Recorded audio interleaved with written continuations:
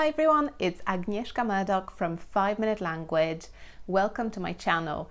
In this video, I'm going to teach you 30 very useful advanced English verbs. Are you ready? Let's get started. Before we start, make sure you subscribe to my channel for more English lessons like this one.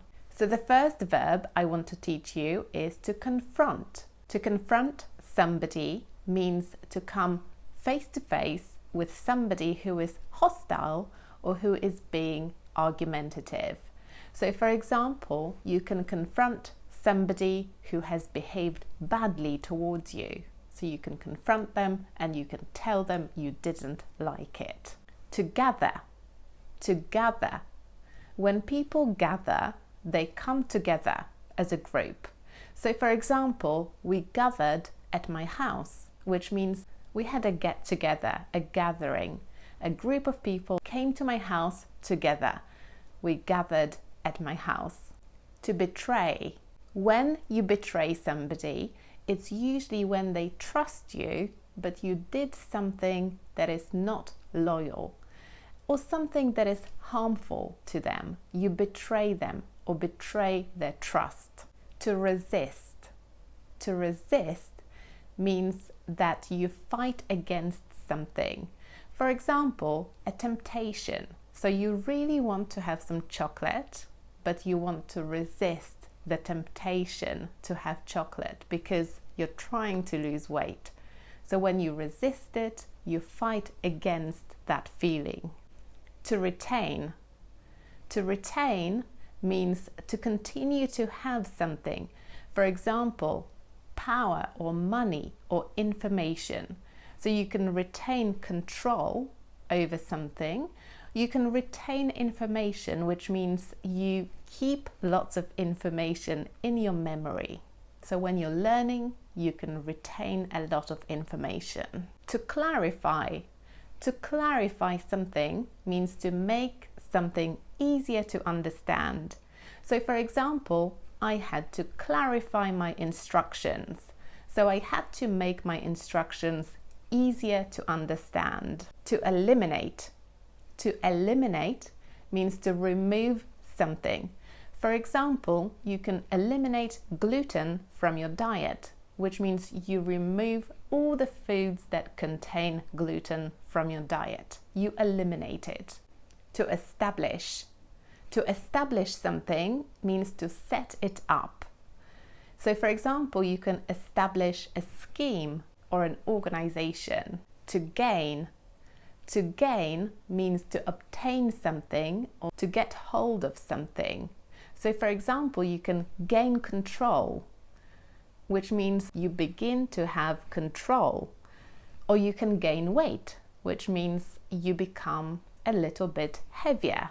To implement means to put something into operation. So usually you can implement a plan, for example, which means you take all the different steps to make that plan a reality. You implement it. To overcome. To overcome something means to find a way to tackle a problem. So for example, you can overcome your fear of heights, which means you're scared of heights and it's a problem for you, but you find a way to fix it. So you overcome that fear. To reduce. To reduce means to make something smaller.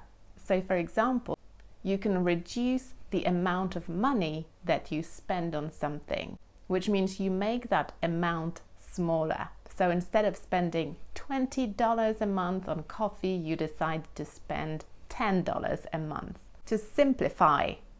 To simplify means to make something simpler, to make it easier. So for example, you can simplify the process of making pancakes by buying a ready-made mix. It makes things easier and simpler, so you simplify it. To transform. To transform means to change something in a way that makes it unrecognizable. So for example, you can transform your living room by buying some new furniture and painting the walls a different color. It will be completely different which means you have transformed it. To flee. To flee means to escape from something or from somewhere. So, for example, a criminal can flee the scene of the crime, which means they escape. They try to avoid being caught by the police. To seek means to look for something. So to seek help, for example, means to look for help. To notify means to give someone information about something, like an update. So for example, we need to notify our staff of a change in our policies. So we need to let them know that there's been a change. To unveil. To unveil something means to make it known or to show it publicly, usually for the first time. So you can unveil a statue, for example. You show it to the public for the first time. To authorize. To authorize something is to give permission for something to happen. So for example, I have asked my boss to authorize my leave. So I've asked them for permission to take some time off work. To dismiss. To dismiss has different meanings, but it can, for example, mean that you say that something is unimportant. So for example, my concerns were dismissed by my friend. So my friend gave me the impression that my concerns were not important. To estimate. To estimate means to give an approximate value of something or to guess a scenario. So for example, you can estimate how old somebody is. When you don't know how old they are, you can look at them and you can estimate it. You can say, this person is approximately 35 years old.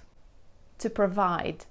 To provide something to somebody means to give them something that they need or want. So for example, my hotel provided breakfast.